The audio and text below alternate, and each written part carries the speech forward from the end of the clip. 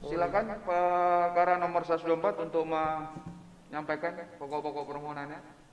Terima kasih Yang Mulia. Tadi mengenai bukti tambahan kami tadi sudah disteril dan kami sudah serahkan. Kemudian berikutnya adalah perbaikan permohonan pembatalan keputusan Komisi Pemilihan Umum Provinsi Kalimantan Selatan nomor 134 PL 02.6 KPT /63 Prof /12 Romawi 2020 tentang penetapan rekapitulasi hasil perhitungan suara pemilihan gubernur dan wakil gubernur Kalimantan Selatan tahun 2020 tanggal 18 Desember 2020. Nah, ini perbaikan Yang Mulia, bisa nanti mohon izin untuk kami juga serahkan Yang Mulia sebelum kami bacakan. Perbaikan permohonan pembatal. Tanda tangannya, karena tanda tangannya ada yang kurang Yang Mulia. Yang sebelumnya tanda tangannya tidak lengkap, hanya tanda tangan saja Yang Mulia, perbaikannya. Apakah boleh diserahkan nanti setelah kami bacakan Yang Mulia?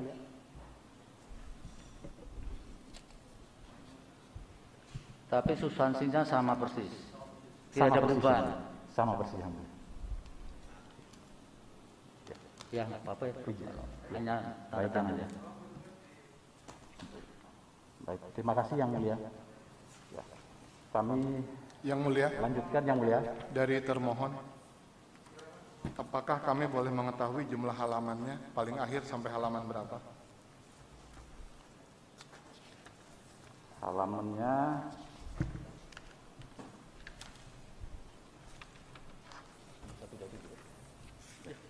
ya sama sampai 127, Saudara.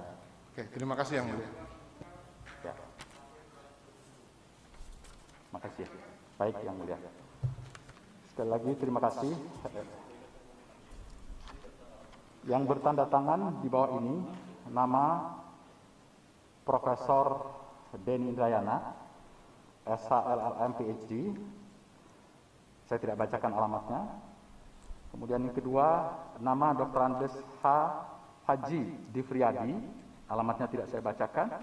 Keduanya adalah pasangan calon gubernur dan wakil gubernur dalam pemilihan calon gubernur dan wakil gubernur Provinsi Kalimantan Selatan tahun 2020 nomor urut 2 dengan keputusan Komisi Pemilihan Umum Provinsi Kalimantan Selatan nomor 75 PL.02.2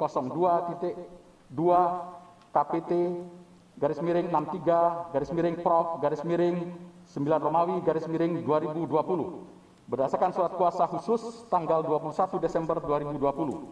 Dalam hal ini memberikan kuasa kepada 1. Dr. Bambang Wijayanto SH, 2. TM Lutfi Yazid SH LLM, 3. Dr. Heru Widodo SH MHUM, 4. Iwan Satriawan SH MCL PhD, 5. Dorel Amir SH MKN, 6. Febri Diansah SH, 7. Donald Faris SH MH, 8. Herianto SH MH, 9. Dr. Anda Wigati Ningsih SH LLM, 10. Zamroni SH MKN CRA, 11. Harimudin SH, 12. Muhammad Razif Baroka SH MH, 13. Jurkani SH, 14. Muhammad Isrof Farhani SH SCIL, 15. Muhammad Irani Yudiarka SH MH CIL, 16. Muhammad Mustangin SH, 17. Arum Puspita Sari SH, 18. Muhtadin SH, 19.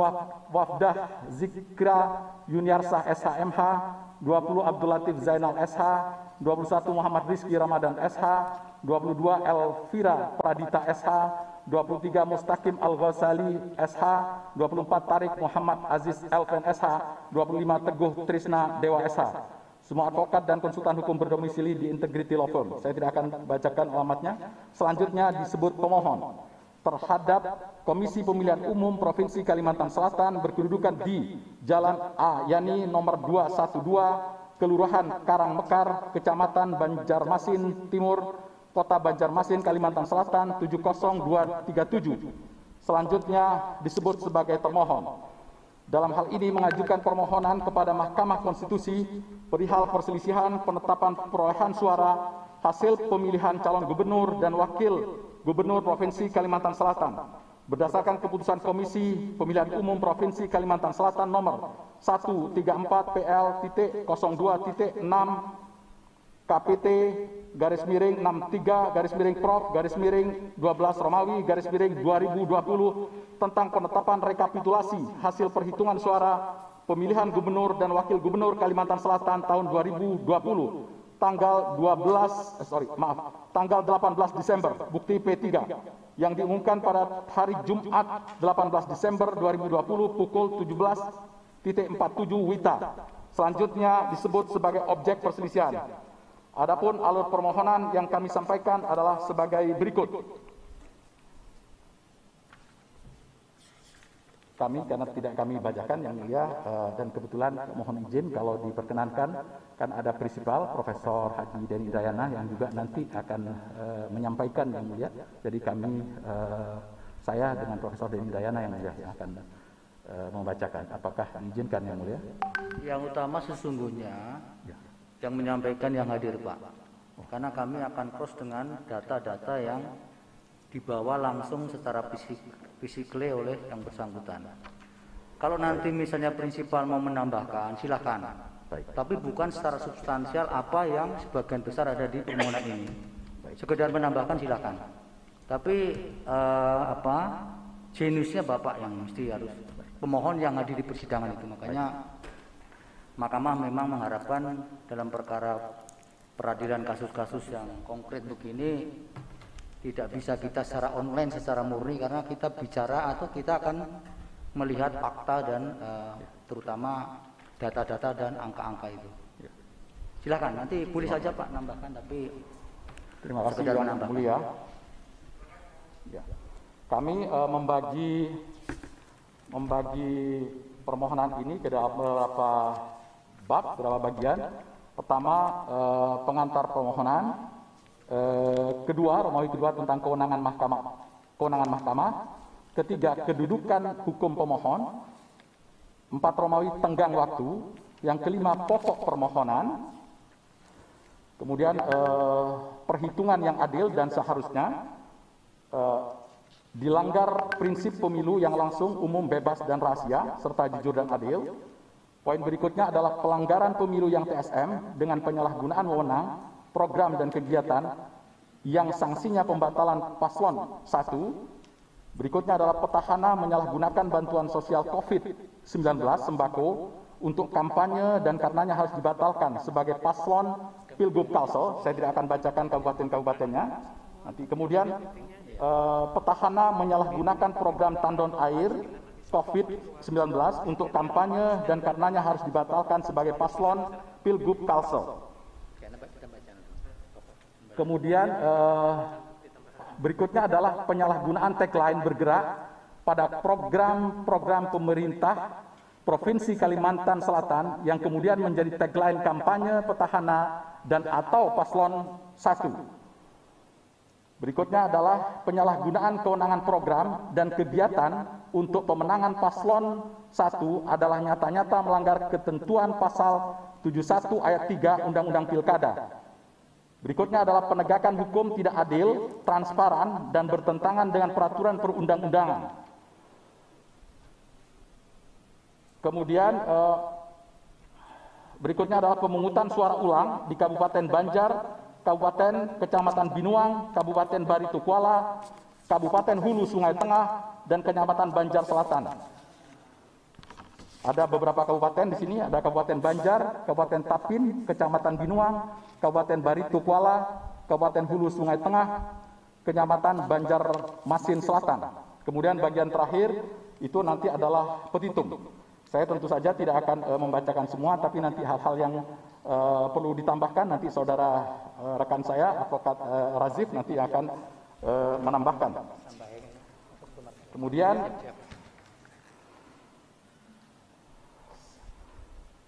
pengantar pemohon, ini pun tidak semuanya kami bacakan. Mungkinkah pemilihan umum yang jujur dan adil? Perjuangan melawan uang dan petahana di Pilgub Kalsel 2020. Izinkan kami menyampaikan pengantar permohonan ini bukan dengan bahasa hukum yang kaku dan penuh dengan dalil dan pasal. Bagian bahasa hukum demikian silahkan dibaca pada lebih dari 125 halaman setelah pengantar ini. Di bagian ini izinkan kami untuk bertutur, bercerita dari hati ke hati apa yang sebenarnya terjadi. Karena itu bagian pengantar ini bukan hanya kami alamatkan kepada Majelis Hakim Konstitusi yang mulia, tetapi juga kepada seluruh rakyat Indonesia, terutama di Banua, Kalimantan Selatan, khususnya yang menambahkan pemilihan umum yang jujur dan adil tanpa kecurangan. Itulah pemilu yang akan menghadirkan Indonesia yang lebih terhormat dan bermartabat. Dari berbagai sumber yang kredibel dan terpercaya, kami mendapatkan konfirmasi bahwa uang memang menjadi penentu kemenangan Pilgub Kalsel 2015. Bentar Pak, ini Pak, kuasa hukum pemohon, pada dasarnya kan perbaikan itu hanya sekali ya. Baik, Yang Mulia. Makanya tadi ada penegasan, itu substansinya sama persis. Ya. Tapi nanti bukan nomenklaturnya mengganti perbaikan, Bapak nggak bisa. Jadi yang Bapak bacakan tetap perbaikan yang diserahkan kepada mahkamah pada masa perbaikan. Nanti soal tanda tangan yang belum terisi, mahkamah akan menyikapi pada akhir persidangan nanti. Barangkali ada cara untuk melengkapi tanda tangan pada permohonan yang perbaikan. Itu ada mekanismenya nanti. Tapi yang jelas Bapak bacakan permohonan yang diserahkan pada perbaikan, terlepas beda atau tidak, sama persis atau tidak. Nanti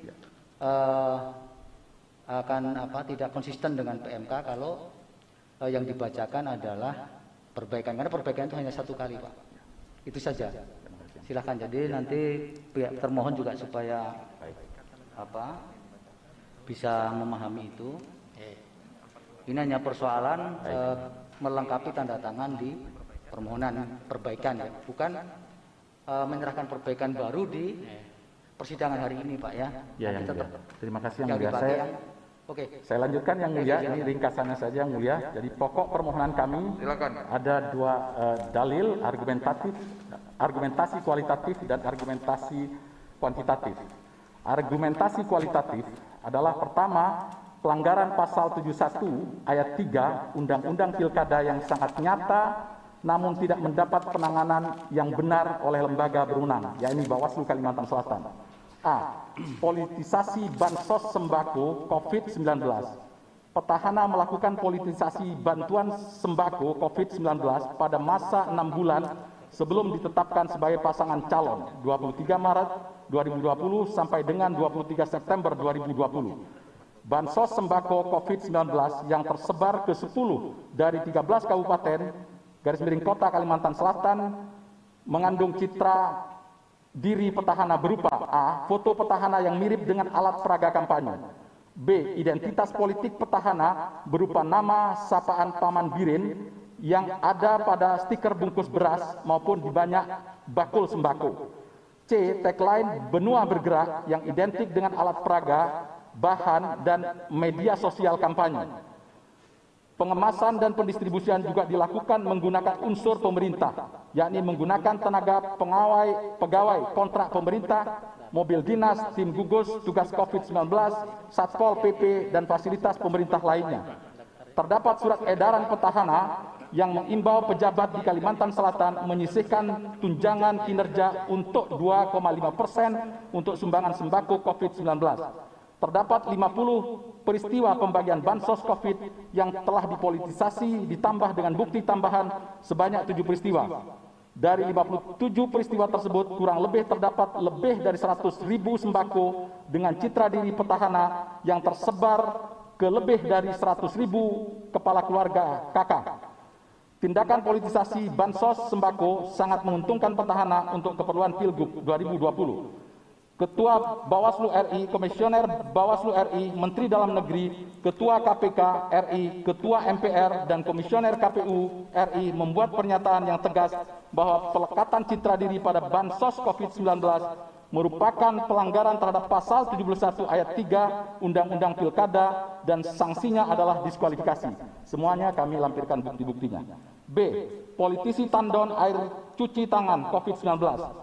Petahana melakukan politisasi bantuan tandon air cuci tangan COVID-19 pada masa 6 bulan sebelum ditetapkan sebagai pasangan calon Dalam hal ini 23 Maret 2020 sampai dengan 23 September 2020. Tandon air cuci tangan COVID-19 tersebut tersebar ke seluruh kabupaten, garis miring kota di Kalimantan Selatan, mengandung citra diri petahana berupa A. Foto petahana yang mirip dengan alat peraga kampanye atau memakai baju dinas atau memakai baju lainnya. B. Terdapat logo Pemprov Kalimantan Selatan. C. Terdapat tagline bergerak yang identik dengan alat peraga, bahan, dan media sosial kampanye. Pengadaan tandon bercitra diri petahana tersebut ada yang melalui APBD dan ada pula yang melalui dana CSR. Meskipun dengan dana CSR, petahana tetap menggunakan kewenangan program kegiatan yang dilarang karena output CSR telah oleh perusahaan di Kalimantan Selatan ditentukan oleh tim fasilitasi yang dibentuk oleh petahana. Terdapat 33 peristiwa politisasi tandon air cuci tangan COVID-19 yang terekam dalam permohonan ini, ditambah dengan bukti tambahan bergerak 41 peristiwa sehingga total menjadi 74 peristiwa. Bukti-buktinya kami lampirkan. Tindakan politisasi tandon air cuci tangan COVID-19 yang dilekatkan citra diri petahana merupakan tindakan yang sangat menguntungkan petahana menjelang Pilgub Kalsel 2020. Oleh karena itu, tindakan tersebut merupakan pelanggaran terhadap pasal 71 ayat 3 Undang-Undang Pilkada. C. Penggunaan tagline bergerak dalam setiap program dinas dan hampir terdapat pada seluruh fasilitas pemerintah Kalimantan Selatan. Petahana melalui tindakan faktual menggunakan tagline bergerak dalam setiap program dinas Pemprov Kalimantan Selatan, padahal tagline resmi Pemprov Kalimantan Selatan adalah Kalsel Mapan. Tagline bergerak digunakan oleh petahana dalam berbagai program dinas dan terdapat pada berbagai fasilitas Pemprov seperti spanduk, banner, baju dinas, website, mobil dinas, truk dinas, mobil pemadam kebakaran, jam dinding, pin motor dinas, pelampung dinas, tosa, pengangkut sampah, dan banyak hal lainnya. Peredaran penggunaan tagline bergerak menggunakan dana dan fasilitas Pemprov terjadi di seluruh kabupaten atau kota Kalimantan Selatan. Terdapat 35 peristiwa penggunaan tagline dalam permohonan ini, ditambah 66 peristiwa dalam tambahan bukti, sehingga totalnya menjadi 101 peristiwa.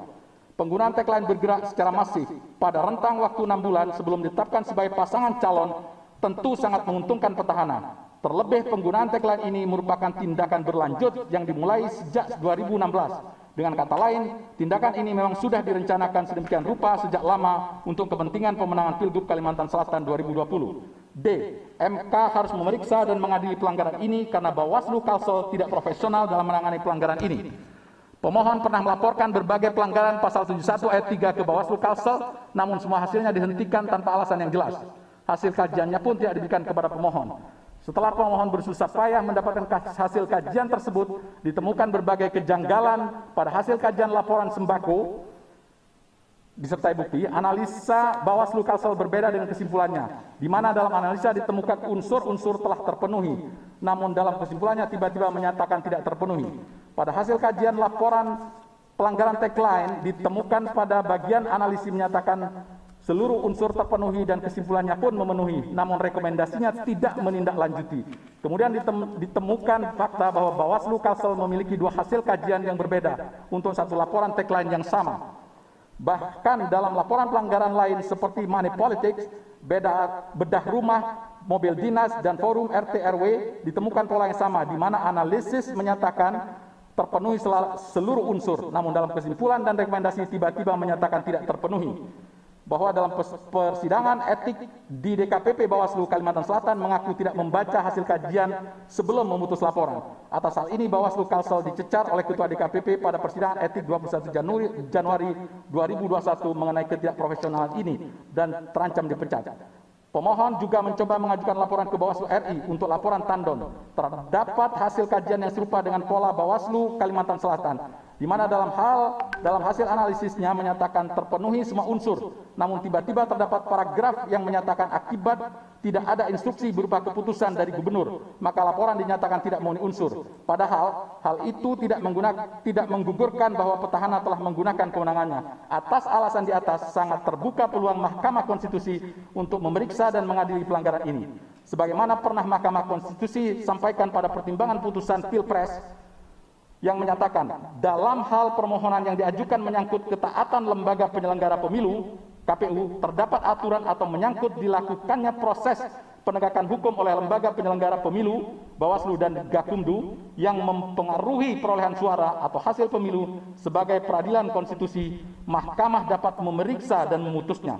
Mohon menjadi perhatian yang mulia, dengan menggunakan penyalahgunaan kewenangan yang sedemikian besar, petahana hanya mampu unggul 0,4% suara dari pemohon. Oleh karena itu kami mohon kepada yang mulia untuk mengembalikan keadilan demokrasi untuk rakyat Kalimantan Selatan dan menyatakan petahana didiskualifikasi. Terjadi kecurangan, intimidasi dan ancaman kepada pemilih dan saksi di Kecamatan Binuang dan Hatungun, sehingga beda perolehan suara di dua kecamatan tersebut sangat signifikan. Kecamatan Binuang, petahana memperoleh 17.079, pemohon memperoleh 1.539, di Hatungun memperoleh 4.699, kemudian pemohon memperoleh 623. Pada dua kecamatan itu, PSU tidak akan menjadi jawaban atas kecurangan, intimidasi dan ancaman yang telah terjadi. Jikapun PSU, maka hasilnya akan sama saja, bahkan bisa jadi lebih parah. Oleh sebab itu, mengacu kepada putusan MK nomor 101 PHP BUP 14 Romawi 2016 tentang sengketa hasil pemilihan Bupati dan Wakil Bupati Kabupaten Teluk Bintuni tahun 2015, kami mohon suara di dua kecamatan tersebut dinihilkan. Dengan dinihilkan suara, dua kecamatan tersebut sudah cukup untuk membuat perubahan perolehan suara, bahkan hasil Pilgub Kalimantan Selatan akan berubah secara signifikan. Dua, argumentasi kuantitatif. Untuk argumentasi kuantitatif mohon izin yang mulia Saudara Rajiv untuk membacakannya, dan kemudian saya lanjutkan nanti pada petitum. Terima kasih yang mulia.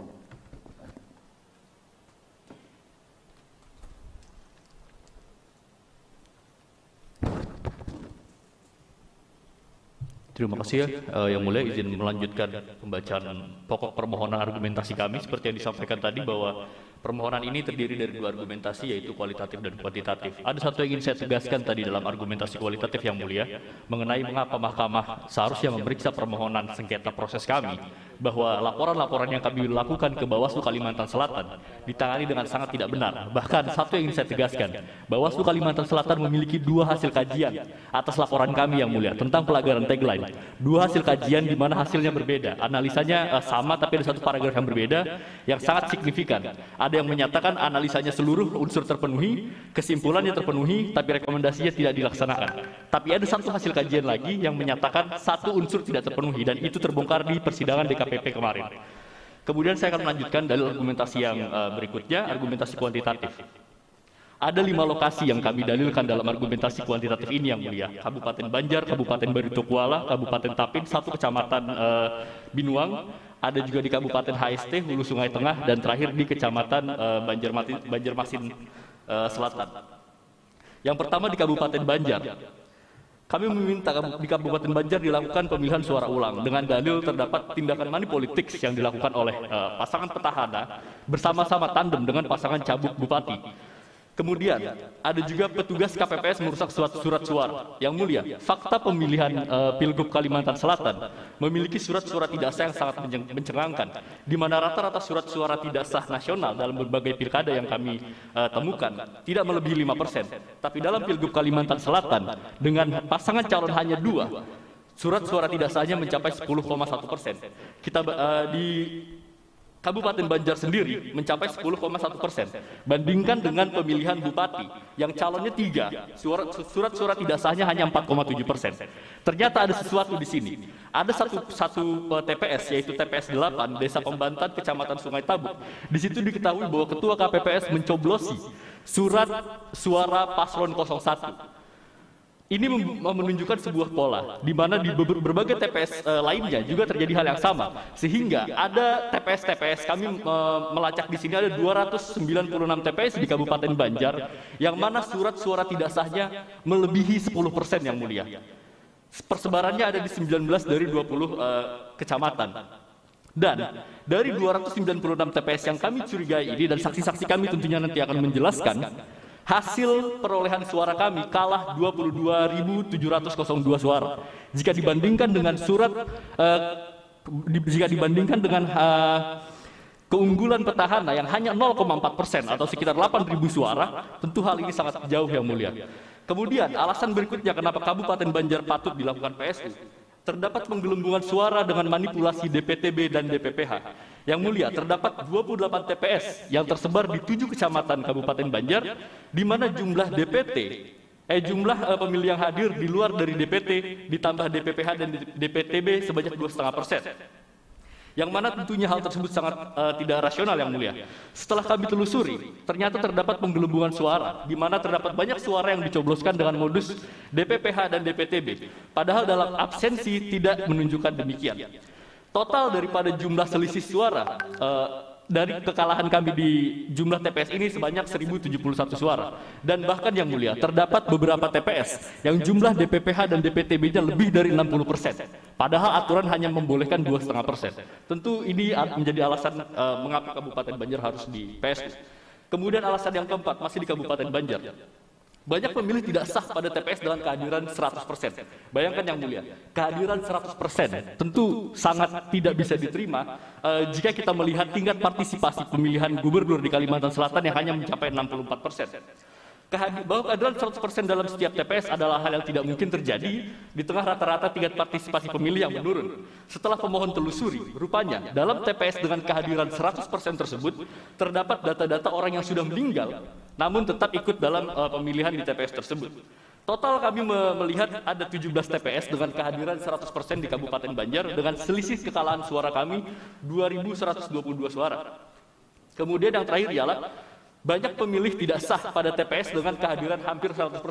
Bahkan selain kehadiran 100%, ada beberapa TPS yang kehadirannya hampir mendekati 100%, antara 97 sampai 99, sekian persen, yang mulia. Kami mencatat ada 49 TPS yang seperti ini, sudah kami sampaikan dalam dalil permohonan, di mana hasil kekalahan kami dari 49 TPS ini berjumlah 6.295 suara. Jika ditotal di Kabupaten Banjar saja, yang mulia, dengan berbagai kecurangan yang telah kami temukan, total kekalahan kami mencapai 70.000 suara, dan itu sangat jauh dari nilai selisih keunggulan suara petahana yang ada saat ini, yaitu hanya 0,4%. Dan yang terakhir, masih di Kabupaten Banjar, terjadi ketidaknetralan daripada petugas KPPS. Karena banyak fakta yang kami temukan di lapangan, banyak C1 salinan yang tidak diberikan kepada saksi kami, dengan alasan memang saksi kami tidak berhak untuk menerima hal tersebut. Tentu, untuk melatih saksi yang banyak membutuhkan biaya yang sangat banyak pula, dan kami memang menyadari, pasangan calon nomor urut 2 maju dengan di pilkada ini bukan dengan kedaulatan uang, melainkan dengan kedaulatan rakyat. Dan tentu tidak bisa memiliki kemampuan yang sangat luar biasa untuk melatih saksi secara sempurna. Nah, ini bisa juga merupakan bentuk pelanggaran yang kami. Waktu saudara tinggal 5 menit. Tadi kita mulai jam 9. Baik, yang mulia tinggal 10 menit, yang mulia. Akan saya percepat. Itu di Kabupaten Banjar. Berikutnya di Kabupaten ya. Waktu saudara tinggal 5 menit. Oh, tinggal 5 menit. Baik, yang mulia, saya percepat, yang mulia. 5 menit keburu. Yang kedua Kabupaten. Kalau dimungkinkan saya minta 1 menit terakhir. Iya, yang mulia. Siap. Berikutnya saya lanjutkan di Kabupaten Tapin. Kami minta PSU di Kabupaten Tapin karena terdapat 24 TPS dengan tingkat kehadiran 100%. Saudara, kalau prinsipal ingin menambahkan, itu tetap dalam tenggat waktu 30 menit ya. Oh baik, yang mulia. Kalau begitu saya persilahkan prinsipal mungkin Prof. Denny Indrayana untuk menambahkan.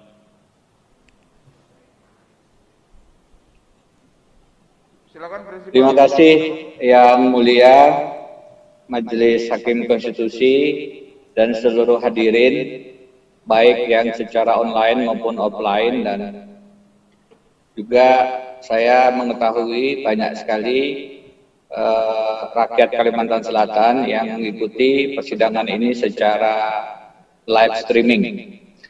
Yang mulia, kami ingin menyampaikan 2 hal. Satu hal adalah pernyataan, yang kedua adalah pertanyaan. Mudah-mudahan suara saya terdengar ya. Jelas, Pak. Baik, terima kasih. Mengkonfirmasi saja. Yang pertama, yang mulia, kami memohon maaf tidak bisa hadir secara langsung ke persidangan yang sangat mulia ini, terutama karena kami sedang juga berbagi konsentrasi dan fokus dengan tanggap darurat bencana banjir yang melanda Kalimantan Selatan. Yang mulia, sebagaimana sudah diketahui bersama, karena sudah menjadi berita nasional, bahkan internasional, sekarang terjadi bencana banjir yang terburuk dalam sejarah Kalimantan Selatan. Kami setelah mempertimbangkan dengan seksama, memutuskan untuk tetap hadir secara online, tidak hadir secara offline, karena tadi meskipun sudah berlangsung 2 minggu, bahkan dalam beberapa pertemuan dengan korban ada yang sudah mengungsi sebulan dan 2 bulan, kami melihat ini juga perlu perhatian, karena itu kami memutuskan tetap ada di Kalimantan Selatan. Yang kedua, terkait dengan pertanyaan kami yang mulia. Kami memutuskan untuk ada di Kalimantan Selatan dan hadir secara online karena pemahaman kami hari ini pemeriksaan pendahuluan itu kalau terkait dengan permohonan adalah menyampaikan tadi misalnya tambahan alat bukti, dan yang kedua kalau ada perbaikan substansial. Nah, kami memahami pembacaan permohonan atau penyampaian permohonan itu dilakukan dalam sidang selanjutnya dalam pokok perkara. Karena itu kami dengan pemahaman itu memutuskan untuk tetap ada di Kalimantan Selatan. Kami ingin mengkonfirmasi yang mulia bahwa sebenarnya kesempatan untuk menyampaikan permohonan itu sebenarnya pada sidang selanjutnya, karena hari ini hanya berkaitan dengan kalau ada typo, salah ketik dan seterusnya. Saya sangat berharap posisinya demikian, karena kebetulan saya sangat mengerti permohonan kami, mengalami sendiri, dan izinkan kami untuk tidak kehilangan kesempatan menyampaikan langsung hal itu. Tentu dengan tetap menghormati teman-teman kuasa hukum. Teman-teman kuasa hukum tadi sudah menyampaikan, tetapi sebenarnya ada hal-hal yang lebih juga penting perlu kami sampaikan, dan itu akan kami sampaikan pada kesempatan kami hadir di persidangan pokok perkara. Kami pemahamannya adalah penyampaian permohonan pada kesempatan sidang selanjutnya. Ini pertanyaan yang mulia dan mohon dipertimbangkan, karena kami juga mempertanggungjawabkan ini di hadapan pemilih-pemilih kami, dan sebenarnya kami ingin hadir langsung dan menyampaikan permohonan itu secara resmi, membacakannya di sidang yang mulia di hadapan majelis sebagai bentuk pertanggungjawaban kami juga kepada pemilih-pemilih di Kalimantan Selatan. Demikian yang mulia yang ingin kami sampaikan. Sekali lagi, satu, permohonan maaf karena tidak bisa hadir secara langsung. Dua, permintaan klarifikasi bahwa kesempatan kami menyampaikan permohonan masih terbuka pada sidang selanjutnya, karena hari ini pada prinsipnya kami memahami sebagai perbaikan-perbaikan yang sifatnya non-substansial. Terima kasih yang mulia. Baik, terima kasih Pak Denny. Jadi agenda sidang kita pada kesempatan ini adalah giliran pemohon untuk menyampaikan permohonannya, dan sidang berikutnya itu adalah giliran termohon menyampaikan jawaban, kemudian Bawaslu dan pihak terkait memberi keterangan. Nah, sesudah itu kalau perkara itu lanjut, maka kita akan masuk ke pemeriksaan saksi, bukti-bukti dan seterusnya. Baik, terima kasih. Sudah 31 menit yang digunakan. Ya, yang mulia mohon izin yang mulia. Baik, silakan. Yang mulia, tadi sebelum menyampaikan pertanyaan saya karena mohon maaf yang mulia, ini saya harus menyampaikan secara jujur. Setahun lebih ini kami konsentrasi di lapangan untuk tentu menghasilkan yang terbaik. Karena itu kami mengirimkan staf di kantor untuk mengikuti BIMTEK. Tadi sebelum saya menyampaikan pertanyaan itu yang mulia, saya menanyakan kepada yang bersangkutan bagaimana di BIMTEK. Disampaikan oleh yang bersangkutan, mohon maaf kalau clear yang mulia, bahwa kesempatan untuk menyampaikan permohonan adalah pada sidang selanjutnya. Hari ini terkait dengan perbaikan substansial. Kami sangat berharap yang mulia, kami hadir langsung dan menyampaikan itu. Itu pemahaman kami, itu yang disampaikan di BIMTEK Mahkamah Konstitusi menurut staf kami yang ikut pelatihan Mahkamah Konstitusi yang mulia. Mohon maaf yang mulia, mohon diperkenankan untuk pada sidang selanjutnya kami tetap menyampaikan pokok-pokok permohonan yang mulia. Baik, di PMK kita sudah jelas bahwa pada sidang pendahuluan pertama itu adalah kesempatan pihak pemohon untuk menyampaikan permohonannya, dan soal perbaikan di PMK kita juga sudah ditegaskan bahwa perbaikan itu hanya dilakukan satu kali, dan kalaupun ada perbaikan-perbaikan di ruang sidang itu hanya yang sifatnya minor. Itu clear di norma kita. Baik, saya kira untuk perkara nomor 124. Izin yang mulia. Ya. Karena kan ada hal yang penting yang mulia bahwa. Oh, petitum belum, silakan. Ya, yang tidak dibacakan